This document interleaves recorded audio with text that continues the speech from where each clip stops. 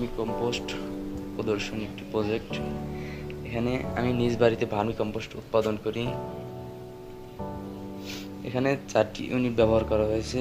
প্রথমত আমরা এগুলোকে সিরিয়াল মেনটেন করে ভার্মি কম্পোস্ট উৎপাদনের জন্য ব্যবহার করে থাকি।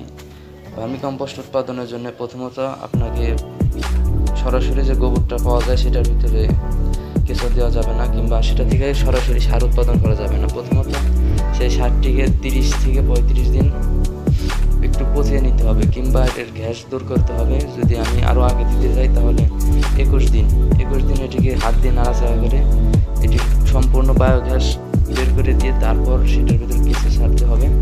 আমি এটাকে পচা গোবরের ভিতর আজ থেকে 30 কিংবা 35 দিন আগে এর ভিতর কেঁচো ছেড়েছিলাম। এখন সারটি মোটামুটি সম্পূর্ণ হয়ে গেছে। এখন এর থেকে কেঁচোটা আলাদা করলে আমি সারটা পেয়ে যাব।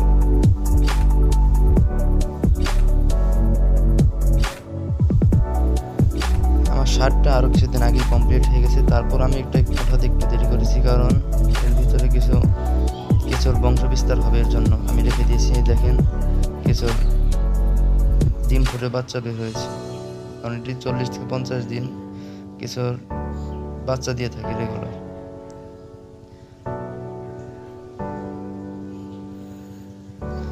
প্রিমিয়াম কোয়ালিটির সার হয়েছে। এতক্ষণ সাথে থাকার জন্য সকলকে ধন্যবাদ। পরবর্তী আপডেট পেতে সাথেই থাকুন। আসসালামু আলাইকুম।